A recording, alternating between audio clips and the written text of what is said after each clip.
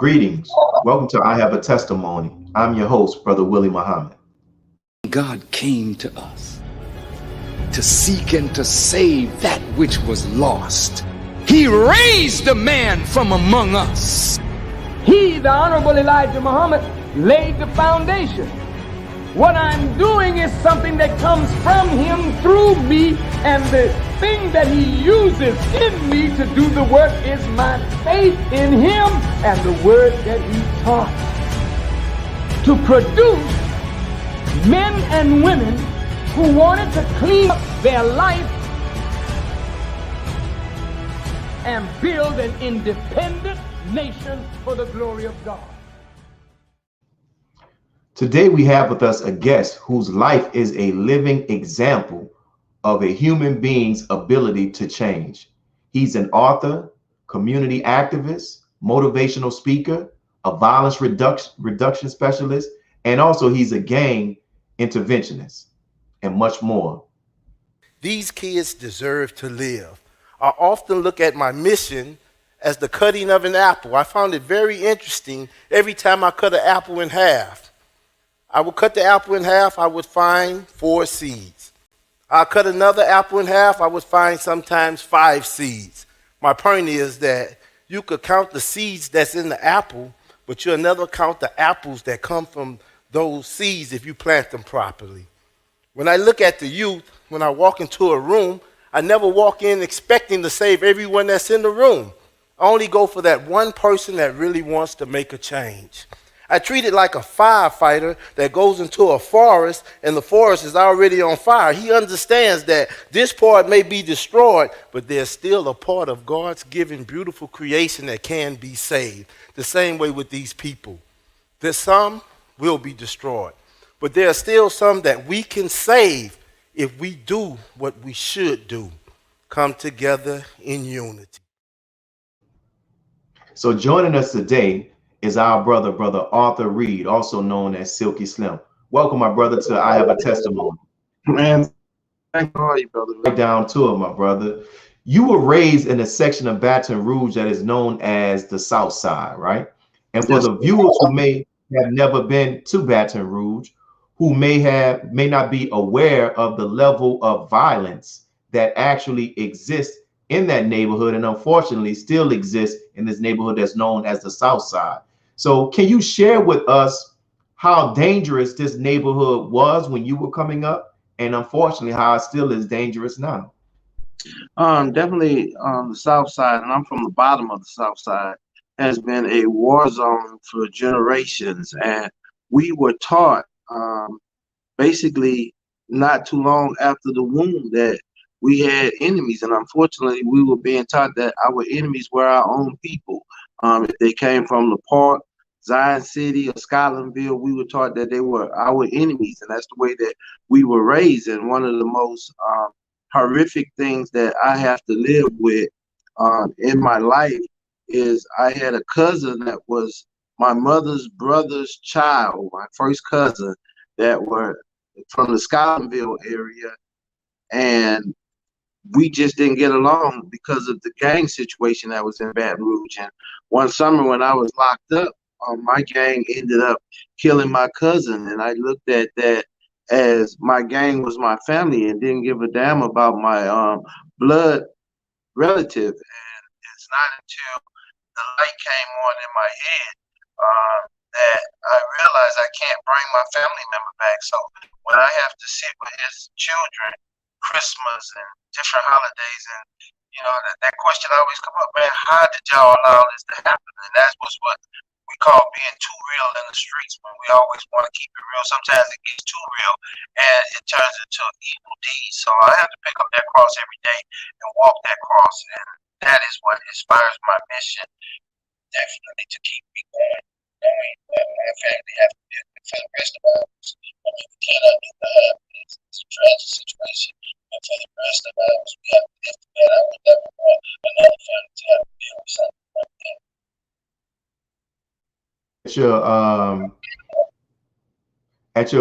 In your biography, I read that at the early age of 12 years old, you became involved in drug dealing and violence. And by the age of 14 years old, you were sentenced to juvenile correctional facility for 2 counts of attempted murder. So how and why did you kind of explained on it, but that at such a young age you end up traveling down that road? Like I said, I was discharged. I was a soldier, and at a very young age, I went out and found the war that was out there. Unfortunately, too many issues came into our community, from another community, and Your audio is messing up a little. they looked at them as enemies who came into our community at that time and having a basketball game. But I ended up shooting two individuals that actually sent me into the operation at a very young age. Wow. Can you check your audio with your microphone, because it's coming back bad? I don't know why everything else is connected. Was connected. So we'll try to get through it. So, and also you were in jail, jail, prison, and other juvenile facilities are supposed to be places of rehabilitation. However, after you were released from the facility, you returned to the streets and became a co-founder of a street organization that impacted the city and still impacts the city of Baton Rouge today. So why do you think that after serving that time in prison or in jail, that why weren't you rehabilitated from your perspective? It's very strange that you actually had. We actually talked about that yesterday when I was in the facility. The correction officer that corrected us. In fact, I can remember getting into a fight and holding my head down and moving to the side and say, "Listen, say you can't go up the road fighting like that. You gotta hold your head up if you go up the road fighting like that. You gotta end up with a man. You put a man or not. You gotta fight better." And that scene was really in my head that day. And I had to hold my head up, and when I ended up up the ground, that was one of the scenes that I always got into my head. If I got into a fight, I got into a fight, I hold my head up. So it's the scenes that were playing. We wouldn't be corrected, we were being raised to do. So they look at the institution. I was saying yesterday.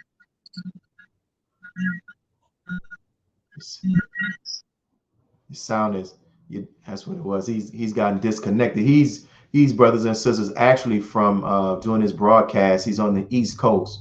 He's actually doing his broadcast from an actual hotel, and so I think that is having an impact on his actual sound. So he's having these technical issues. But while he gets back on, we continue to thank each and every one of you all for tuning in every week, and we want to continue to encourage you all to make sure you hit the subscribe button for NNV. Make sure when you come across on social media, Facebook, Twitter, Instagram, YouTube, that you hit the like button. And it's not that, of course, we want you to like our stuff, but genuinely, but the reason why is because when you begin to do that, that helps with the algorithms so that more people can actually see this marvelous content that we actually are having. So make sure you subscribe and make sure you're telling other people about it as well. So our brother is back on. So Silk, you might just want to just take your headphones off, man. Let's see how that goes. Let's see. It's still bad, man, but we just have to work through it and see what's up, So, and you talked about, about not being rehabilitated, but also in an attempt to save your life, your mother sent you to California, right? And when you went to California, your new location, the same behavior continued to happen. So can you share with the audience what happened when you went to California? Well, when I went to California, I went in hopes of saving my life, but I ended up in the same type of situation where gangs were. I actually worked. That was the first time I ever worked in my life. I ended up working at 7-Eleven, and the devil walked in one day and he said, "Hey man, you know how much money you can make in here?" I said, "Man, I make $15 an hour right now." He's like, "Nah, I got to send that late night through here. Then you got the graveyard shift from 12 to 6 in the morning. I can send that late night through here, and you can be making money on the side." So he trying to be some girls. I was selling girls out of the 7-Eleven. So from there, it just fell out of control. I ended up becoming a part of the Crip Gang organization, and from there, things just went to living hell. I mean, my life became a living hell for a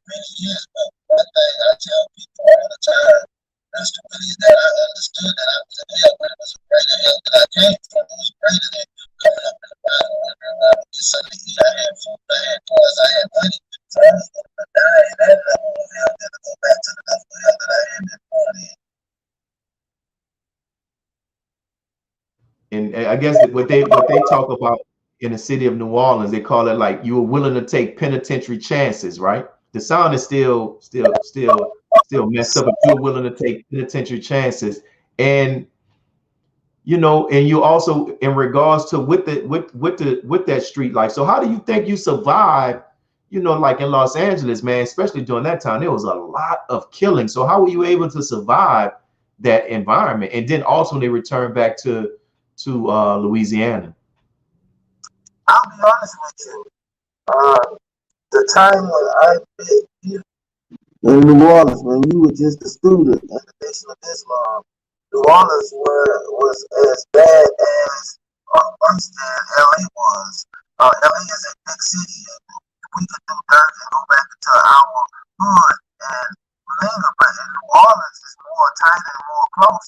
So you could be right there uptown and get caught right around in the Claiborne area in Tremaine and get knocked off the quicker. So it was a lot of people, even my homeboys from LA said, man, if you survive New Orleans, you can survive anywhere.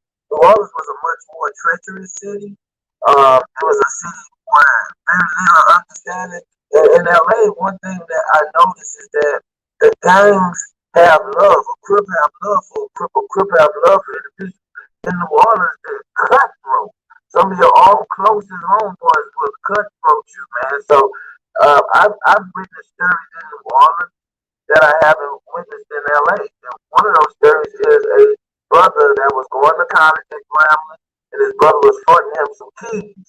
And his brother wasn't fronting him enough, so he brought back some individuals from Arizona to New Orleans to set his brother up to be robbed.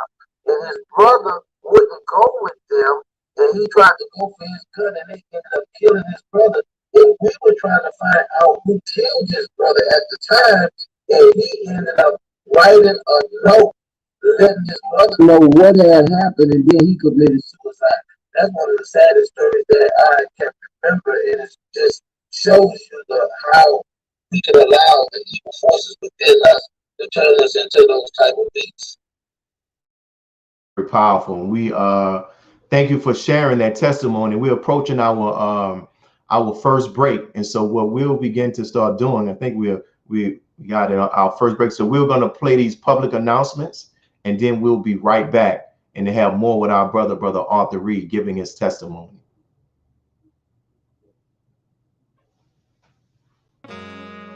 Be a part of the force that powers truth in journalism. Your support helps us to highlight solutions for a brighter tomorrow. Go to nnvnews.com/donate. This is Sister Sajda Muhammad. We are proud to announce that the Sajda House commemorative Elijah coins are finally here. This priceless heirloom, made from recycled copper from the messenger's home, is now available at sajdahouse.com. The hashtag Bank Black social media campaign made strides not only in revolutionizing how we bank, but also how we think. The movement inspired thousands of African Americans across the country to transfer or deposit millions of dollars into Black-owned banks. These are banks that will invest in urban communities, employ African Americans, support Black businesses, and inspire Black home ownership. This is a very proud moment for our culture as we are taking small, but significant, steps towards building Black power through Black wealth. Please share your thoughts with us in the comment section below. Follow us on social media at NNV News, and please subscribe to our YouTube channel at National Network View. I am Anissa Muhammad with nnvnews.com.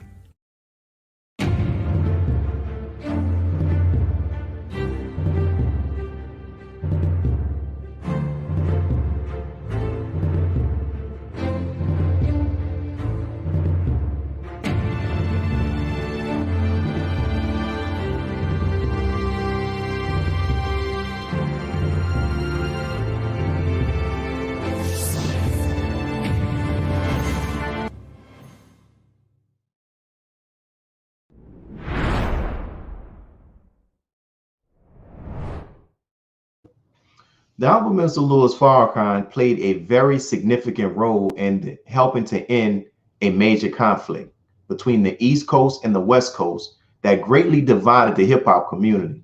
Hip hop legend Fat Joe testified about the Honorable Minister Louis Farrakhan's influence in helping to facilitate a resolution.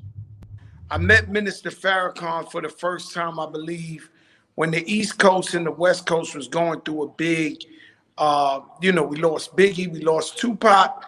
It was a real thing going on out there.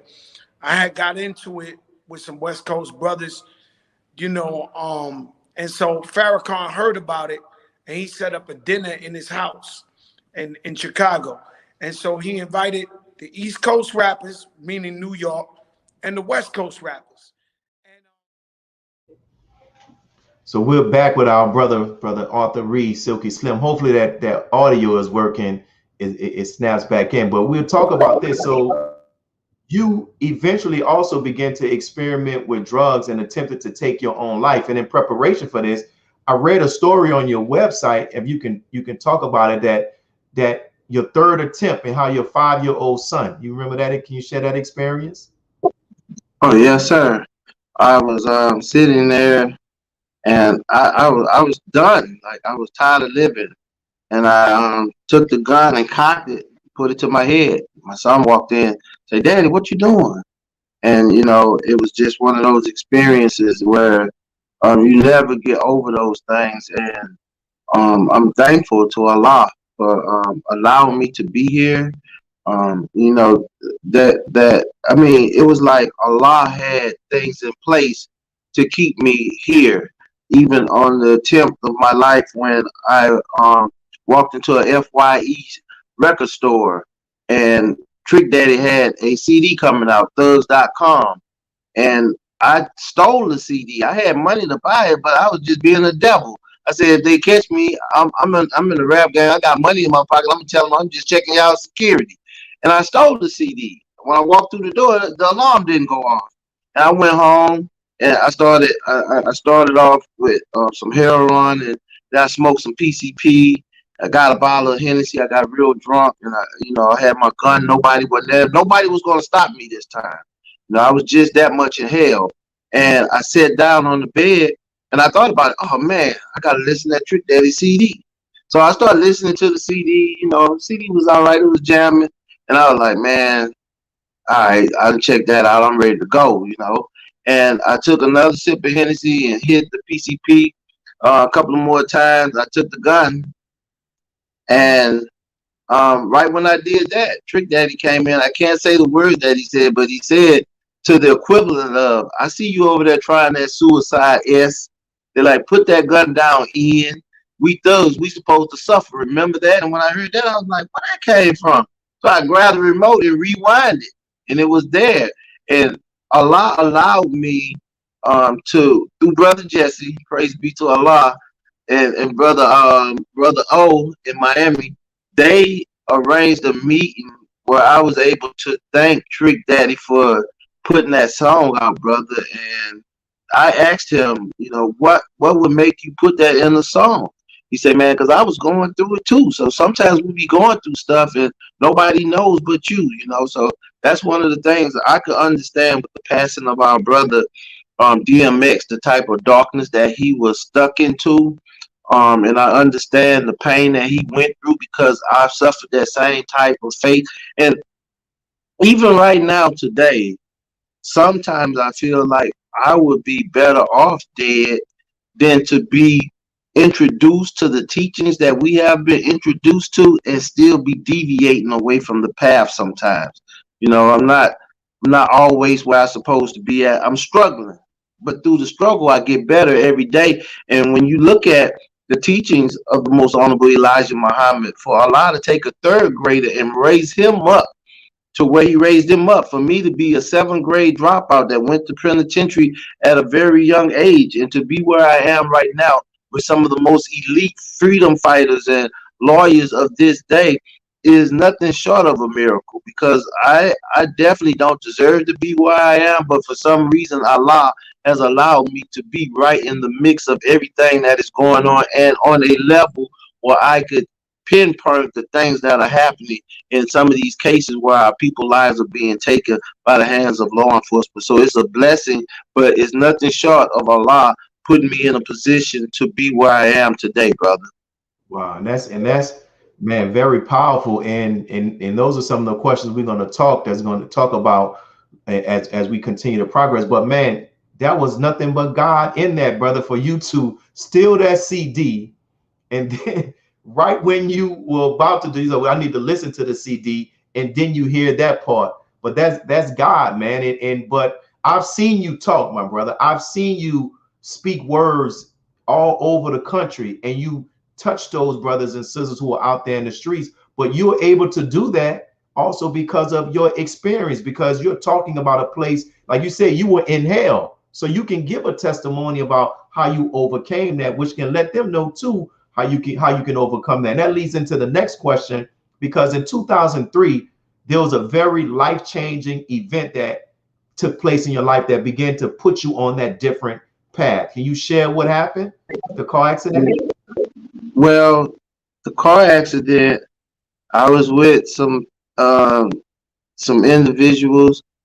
Um, One was from Holly Grove, and a couple of them was from out St. Thomas. And we went, because when you're in the wicked world, you find all the right tools. So hey, let's everybody put their money together. We're gonna go out there and get that work from Cali. Slim got the plug.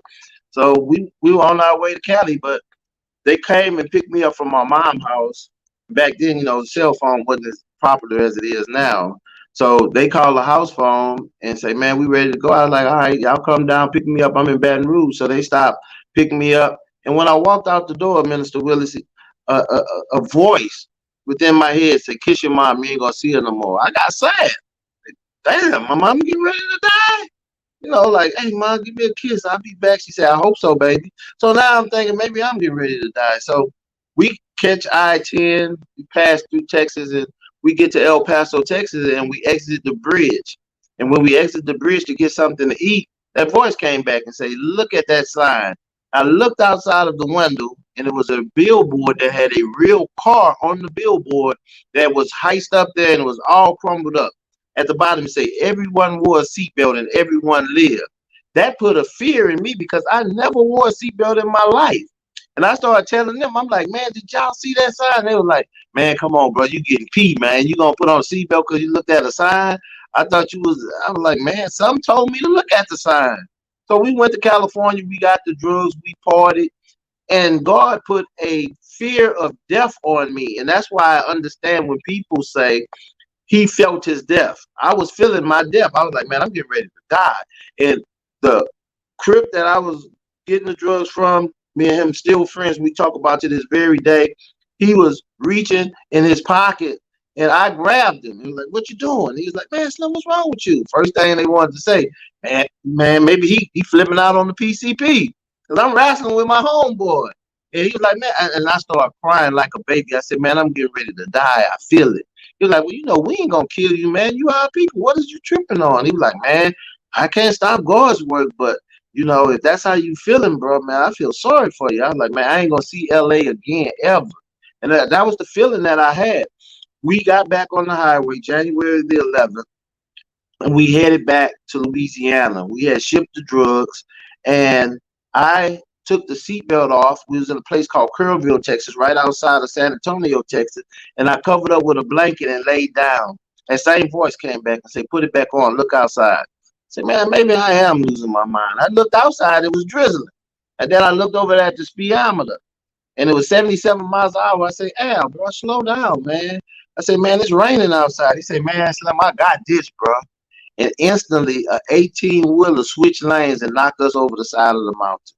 Everybody died in that accident except me. So when I came back to Louisiana, of course, being the devil that I was, I wasn't really grieving the death of my friends, because now all the dope is mine. Because, everybody dead, this is mine. So I was looking at myself as the kingpin, but Allah had different plans for me. And I went to the funerals, and then I was living in a place called Frenchman Wharf in the east. And I went in the back, and I went fishing. and I caught a little small fish, man, and I took the hook out of him and threw him back in the water. He just flopped on top of the water, and I started crying. I said, Lord, I done seen the death of my friends. I don't want to see the death of nothing else. And that same voice was there, man. People think I'm crazy when I say it, but this is real. The voice says, watch the glory of the Lord. So I'm watching, and I'm thinking that the fish is going to swim down into the water, and he just continues to flop on top of the water, just flopping, flopping, flopping. And I broke my fishing pole. I was like, damn, man, I thought I heard God talking to me again. Out of nowhere, a white bird came and swooped the fish up. Gloosh! And I said, wow. I said, I got it. The dying fish fed the hungry bird, so it didn't go to waste, Lord. And then that same voice was like, hey, how can you have so much mercy on my smallest creature, yet go out and try to kill and destroy my greatest, which is man, every day? I put my gun down then, and I never picked it back up. Silk. Now, man, I've known you for some years. This is some news, man. You gotta, bro. We're gonna talk. You gotta get your book. I know you did that book that time they were using in Angola, but you gotta put your biography, brother, because the power of a testimony, man, that you have, brother, man, powerful. So, in addition to that, the car accident helped to spark the change in your life. But how did the Honorable Minister Louis Farrakhan also begin to become a factor in your personal transformation? Well, there's a brother by the name of Brother Terrence, who was he was over security for Steve Harvey, and he's from Plaquemine, Louisiana. And Brother Terrence seen me out in the streets, and he invited me to the mosque one day, and I went to the mosque, and hey, I'll be honest with everybody. I've always been honest about this story. I didn't know the mosque had anything to do with God. I just liked the salutes, and I liked the military factors, So I would go on Sunday, but I never put it together with God, And and Brother Terrence, he probably thought I was crazy sometimes, because I would see him in public, and I was just like, Brother Terrence, and, So it was one of those deals. So I started going to the mosque, and then the darkness was taking me, deeper into, and that's one thing that I can say Allah has always done. Even when I was knee deep in hell in the St. Thomas projects, running with the killers and the head busters, you can bear witness, brother, that every Sunday I would come to the mosque, and that awakening started to come. And when one day he asked me, like, man, I didn't even realize there was a leader. He said, man, you ever heard our leader, Farrakhan? I'm like, nah, what is that? You ain't never heard of Farrakhan? I was like, nah. And he gave me a tape. Man, because back then the messages was on tape, and the message was the shock of the hour. And I'm not lying to you. Sometimes I get full of that PCP, and we'll be in the backyard, me and 3-4 of my other boys, and we'll be listening to it. We're like, yeah, that's what they need, a preacher for gangsters. This is a gangster preacher, because of the message that the minister was bringing. I stayed tuned into that, man. But when the light did come on, man, the light came on that, this is a divine man from God. That's when I realized what I was into, and I watched you go, and I've always told you, man, to see you go from sitting next to me as just a student to become a student minister, that was big to me, and I've always watched that, and I'll never forget. Yeah, I'll never forget, brother. If you can remember, it was one Mother's Day, and I think that's when I really realized where I was at. Ben Shavis Muhammad at the time came to the mosque in New Orleans, and I listened to his testimony, and I watched his testimony, and then my cousin Jeffrey Muhammad he was covering him, and I was like, man, this is really something that, I done found here that I need to kind of hold on to, because it gave me strength. And even though, man, I'll never forget Brother Danny from New Orleans, who had the transportation. Yeah, man, I'd be with him. We gotta go to this. Go sometime, and I'd be in there busting up keys, and I said, man, get the final call from him, So, man, I've been blessed. Testimony, so. Man, you got to put that in the book. We're going to this next break, and we'll be back with our brother Arthur Reed. Thank you all for tuning in. We're going to pause for these public announcements. Be a part of the force that powers truth in journalism. Go to nnvnews.com/donate. Thank you for tuning in to NNV News. Please share your thoughts with us in the comments section below. Follow us on social media at NNV News, and please subscribe to our YouTube channel, National Network View. This is Clifton Muhammad with NNVnews.com.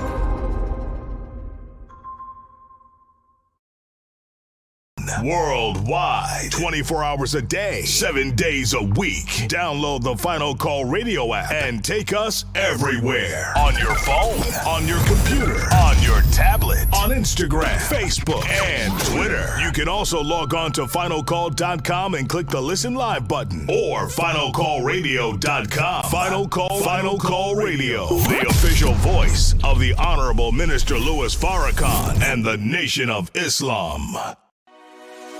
This is Sister Sajda Muhammad. We are proud to announce that the Sajda House commemorative Elijah coins are finally here. As we renovate and restore the former home of the Most Honorable Elijah Muhammad, we have recycled the old copper gutters and downspouts and created a 1-ounce 39mm coin made of 100% pure copper. Each coin is professionally graded and has its own barcode and registration number. This priceless heirloom, made from recycled copper from the messenger's home, is now available at sajdahouse.com.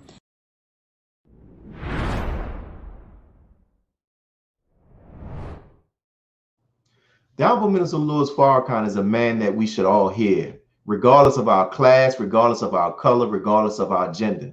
He's a man who is constantly speaking words that are meant to awaken, elevate, and inspire true transformation. I heard him speak one time, and I knew this is someone you should probably listen to. And I will say to those out there who's watching this interview right now, if you haven't listened to the minister speak, I'm telling you, it's like you should, because your eyes can be opened in a way where you walk a different path by listening to what another human has to say. And this is a human that you should listen to what he has to say, because the facts and a lot of things that you need in a person's mouth is coming out of this man's mouth. I'm telling you, and it's hard to really catch my ear because people talk all the time and I listen to people, but it's really going in and out. If it sticks inside of my head, it must be something really special being said. So I'm saying this to the people out there who are looking for a reason to be elite, to be what you need to be as a human being while you're alive on this planet. You should listen to people like the minister, because and those are the words of the comedian, Brother Corey Holcomb, who was also a guest on I Have a Testimony. So, Brother Arthur, in the early part of the interview, we heard you talk about how you were an agent of destruction for the community. But now, and I can testify and bear witness, and there are countless articles and other people who can do what also, but now you're an agent of hope, an agent of restoration, and you're an advocate for justice. Can you talk about the work that you have done and the work that you are doing now to make amends for your past? I worked on a lot of the cases that we have seen, but a lot of people always look at maybe the Alton Sterling or the George Floyd case or Breonna Taylor or Pam Turner, those cases that I have actually worked on the legal side along with Attorney Crump. But my mission, as you know, started way before that, from me having my ambulance hearse, riding the streets of New Orleans with your peace ride, me having a casket where kids can see themselves inside the casket. My Stop the Killing mission started way before what I'm doing now. And in fact, I am agitated in my soul right now for where I am. I'm thankful and blessed for where Allah have lifted me, but I miss the streets. I miss pounding the projects. You can remember, Minister Willie, we took the hearse over to the Calio, and no kids were outside, and we opened it up and cut the music on, and one little boy came and looked in there and came back with 15 other children running behind him and got in that hearse. I still have those footage. Those are the days that I love. That's what I love. I love being in the streets, saving the streets, you know.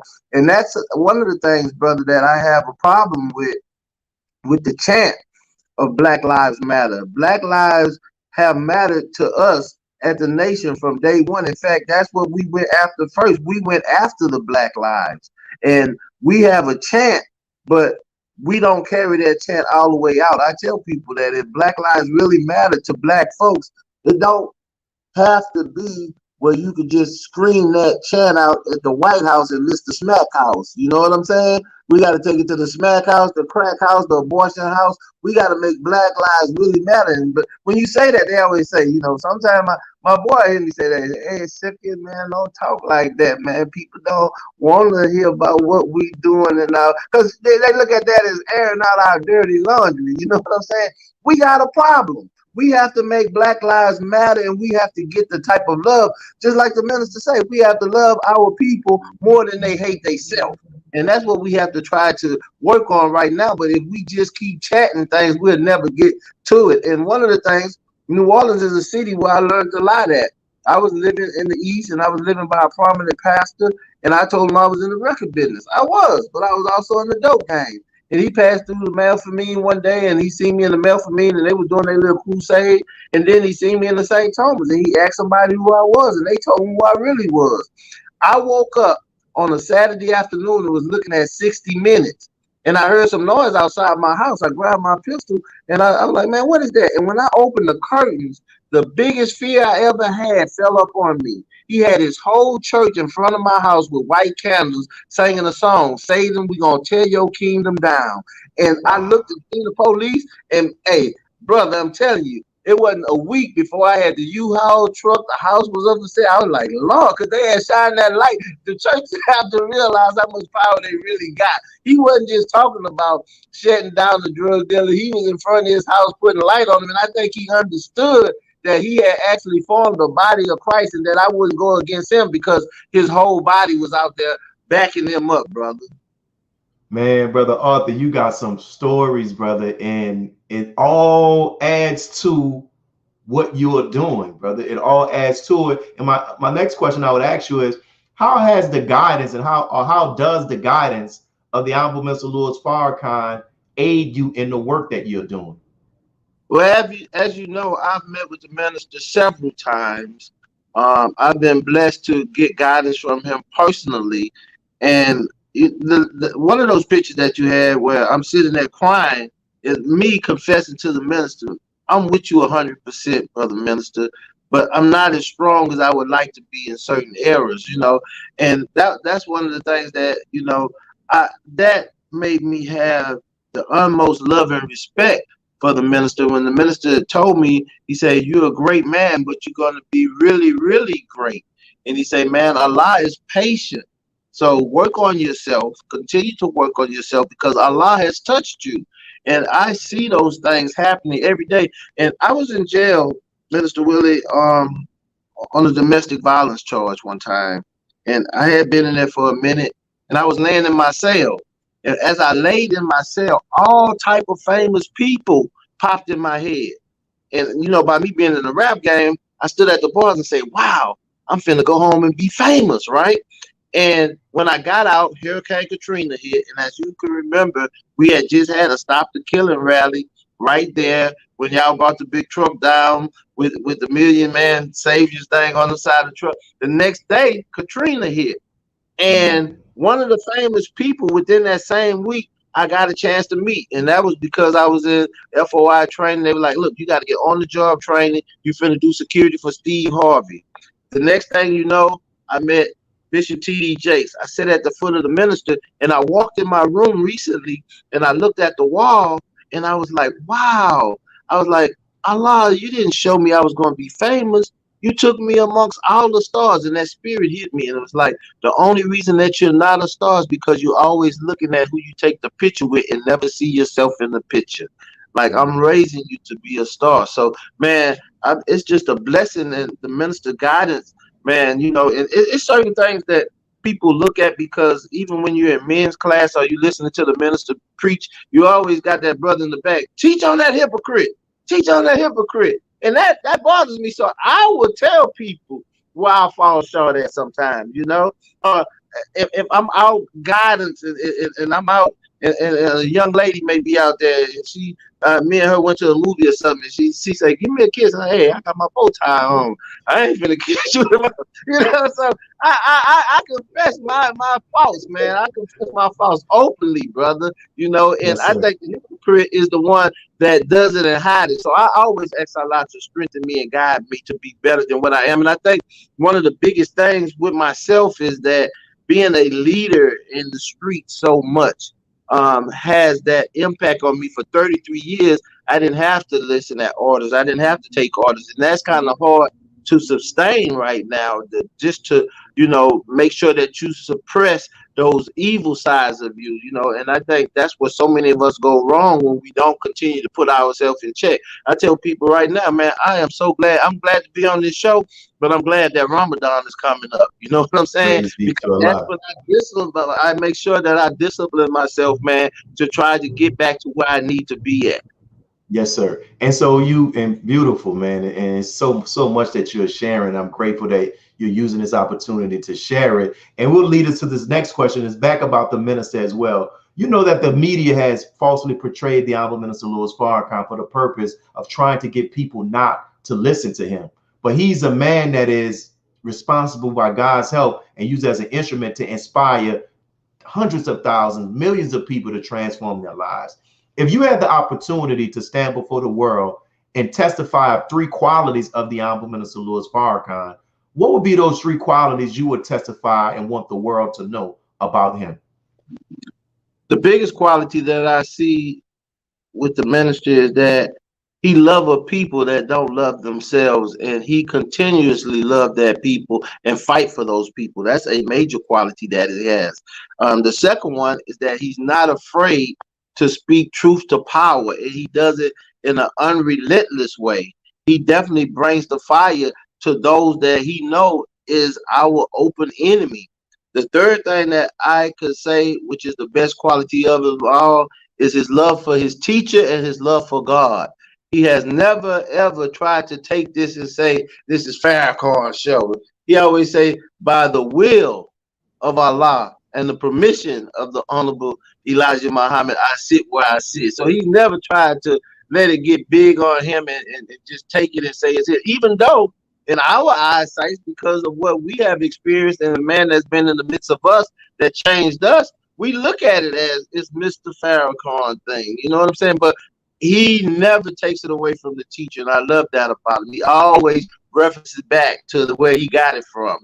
And some of us, we would take what the minister say and run with it like it's ours. You know what I'm saying? So, hey, man, it's a blessing to have been here. It's a blessing to have met him on many occasions and sit at his feet and listen to his guidance. But it's also a struggle within myself to be amongst such a great man and not be able to be where I feel I should be. A lot of people look at where I am, but I feel I should be way more into where I should be than I am right now. But that's the struggle of self, and that's the biggest struggle of all. And I tell God all the time, Allah, look, man, they say you didn't make any mistakes.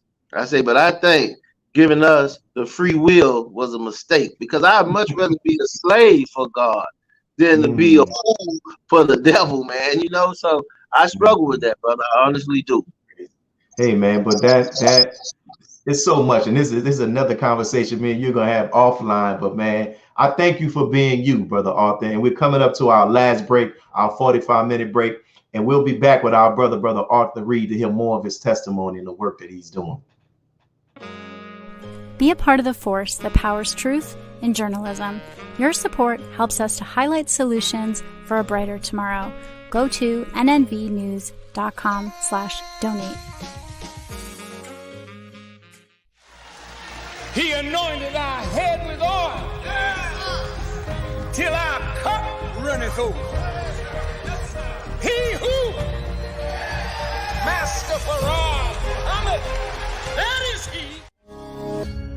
This week's headline for the Final Call cover story is entitled, Under the Shadow of Death. The trial of Derek Chauvin, the ex-police officer and accused murder of George Floyd, has begun, giving exposure to grief, loss, and the terror Black people continue to suffer with no guarantee of justice. This FCM Volume Number 27 edition features the middle page article by the Honorable Minister Louis Farrakhan, the message to the Nubian Leadership Circle entitled, Building a Nation of Our Own. To read more, subscribe to finalcalldigital.com and tune in to the all-new Final Call Radio. This is the nnvnews.com Final Call Cover Report.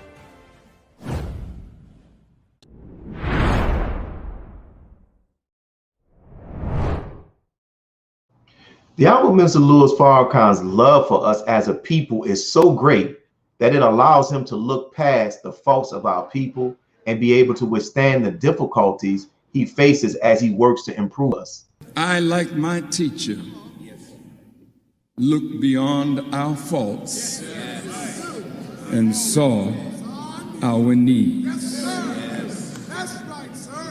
I never try to judge you in crazy as you are.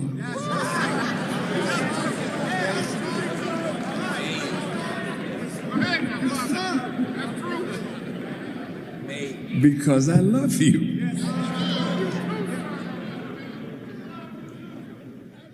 I just can't help myself. I was born to love you. And so my teacher, like his teacher, told him, take plenty. Take plenty. And I have taken plenty. And I don't complain. Wow, beautiful, beautiful. So over the last 2 weeks, the national news has been on the trial of former police officer Derek Chauvin. And as you mentioned earlier, you work with Attorney Crump. You're with him right now, who represents the family. And you were present with Attorney Crump and other civil rights leaders when the trial first took off. So what's the atmosphere there on the ground with the family and even in the courtroom during this trial? It's a very hostile atmosphere in Minneapolis, where I left on yesterday and will be returning today. It is, you can tell the righteous from the unrighteous on the ground. Sometimes when we get to the courthouse, there are angels there. Good luck to y'all today. We hope y'all have something good happen today. And then other days, you got your ID? No, we didn't need it. Yes, I don't care what they did yesterday. You need it today. If you ain't got it, you ain't getting in here. So you could tell who's who, you know, and it's just hectic and it's havoc there, man. The atmosphere is so thick, you know, that we're careful on our every move while we're on the ground right there. So we're very careful. And I've actually had the opportunity to be in the courtroom with Derek Chauvin, and the atmosphere in there is like one that I've never experienced in my entire life, brother. It is a classroom setting, not a courtroom setting. It's a classroom setting. And when I say that, it's because the jurors are seated in desks like college students would have, with tablets, and they're taking notes, and they're listening to the testimony strategically. And Chauvin is sitting probably about maybe 3 feet from where the family member, 4 feet at the most, where the family member is allowed to sit. There's only one family member allowed in that courtroom. And I'm sitting there, Minister Willie, and I'm sitting in the courtroom on the 4th day listening to the testimony. And I'm like, if this is reserved for the family member, you know, what would allow them to allow me to be a part of that is that by the grace of Allah, they have taken me as a family member. They call me Silky Floyd. Who going in today? Silky Floyd going in. You know, so they have become a part of my heart. I've become a part of their family, man. And it's only by the grace of Allah that we can have the relationship that we have. It is very painstaking Friday was a devastating day for the family. To see the brother walk out of the courtroom after witnessing those autopsy pictures and break down and cry like a child, you know. And me and him, we have a playful relationship, you know. So I told him, I was like, hey, I'm gonna let you get by today because I know. I said, but you know, I'm gonna drive you tomorrow. And you know, and it's an experience, man, that I've never had the opportunity to be that close to a family that had lost someone so horrifically. To see the life being sucked out of their own brother, and to have to watch that over and over and over again every day is an experience, man. I've been there with them every day except one day, Thursday of this week, when I had to fly to New Orleans for my grandmother's funeral.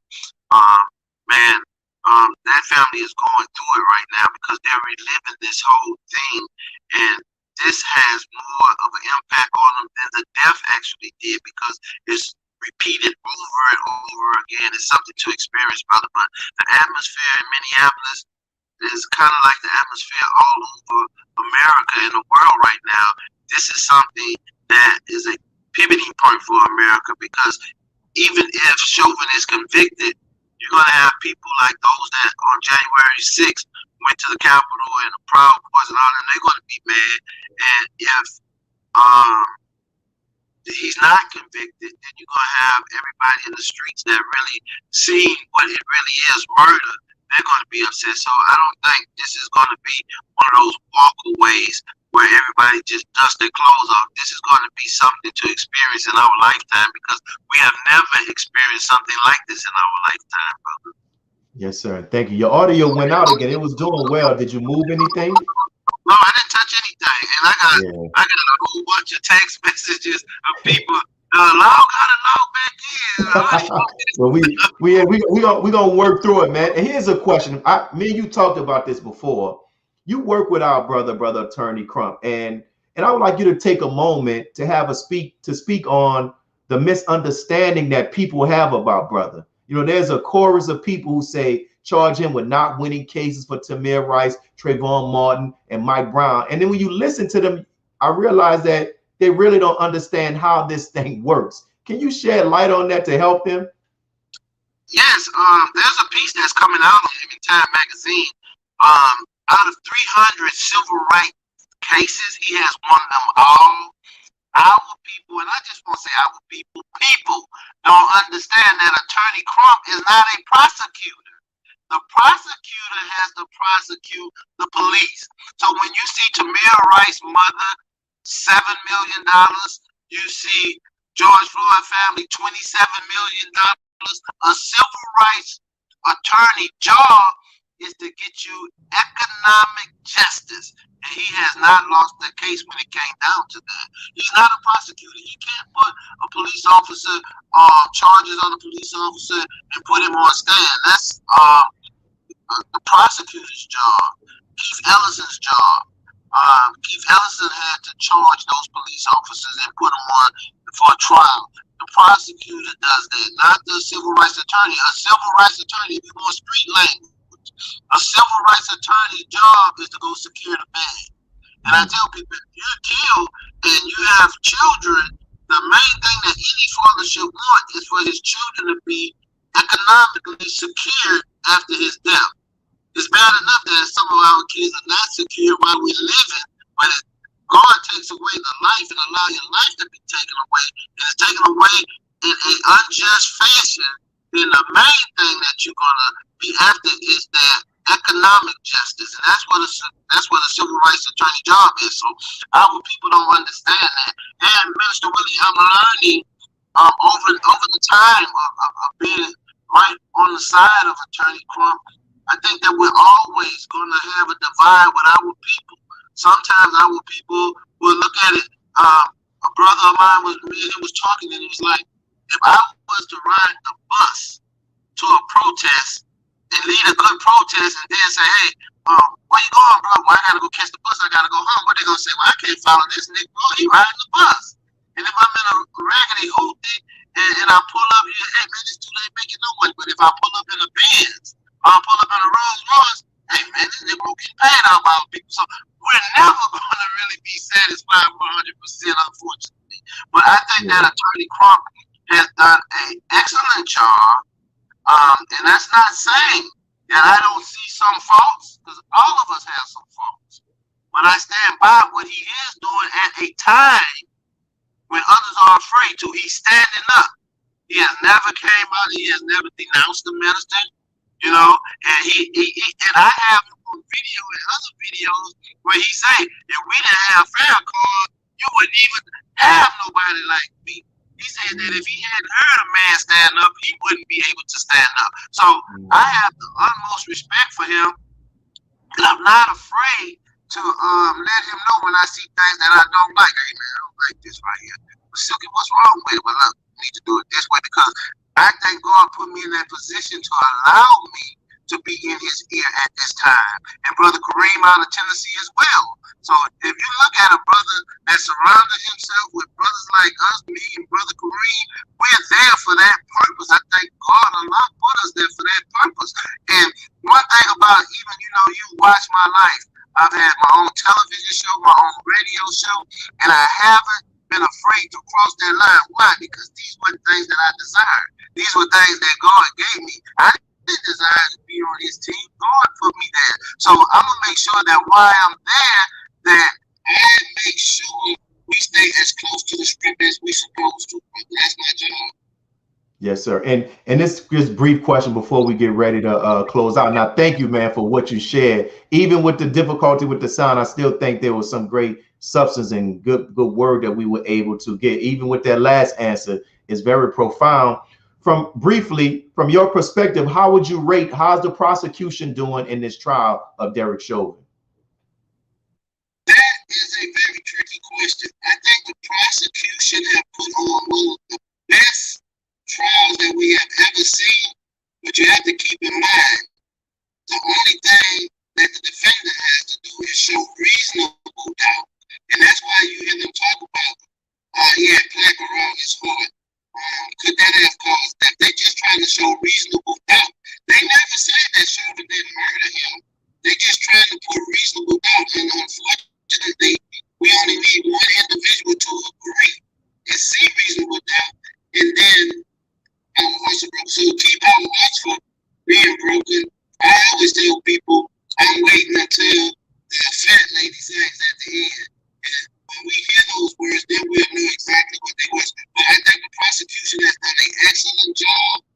I can honestly say, I can't see anything that should have been done that hasn't been done. They went and they put everything on display. We know that George was an angel. We understood that he had opioid problems just like many of us have opioid problems. They presented a problem because they didn't try to hide it. They didn't try to say that George was going to college or slamming basketball school women. He had a terrific future. No, he was a man living an ordinary life. He happened to have an opioid problem. But the police took advantage of it because he was doing just fine with whatever problem he had. Yes, sir. He was doing just fine. He was living and laughing. Seconds before, Chauvin put his knee on his neck for 9 minutes and 29 seconds. And that's too much time to be building on anything. Yes, sir.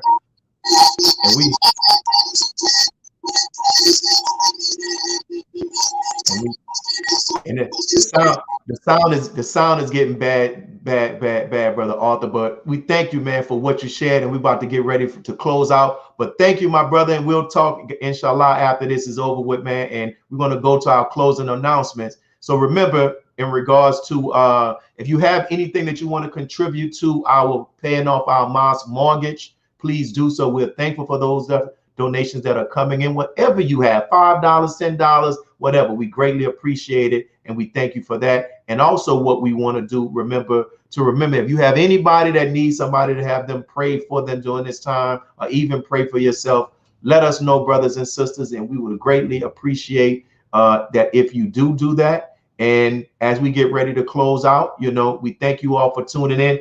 Make sure you subscribe to this daily news network. It is our own Black-owned news that you can use. Hit the like button, hit the share button, and we thank you, and we thank our guest, Brother Arthur Reed, today. God bless. God came to us to seek and to save that which was lost. He raised a man from among us. He, the Honorable Elijah Muhammad, laid the foundation. What I'm doing is something that comes from him through me, and the thing that he uses in me to do the work is my faith in him and the word that he taught. To produce men and women who wanted to clean up their life and build an independent nation for the glory of God.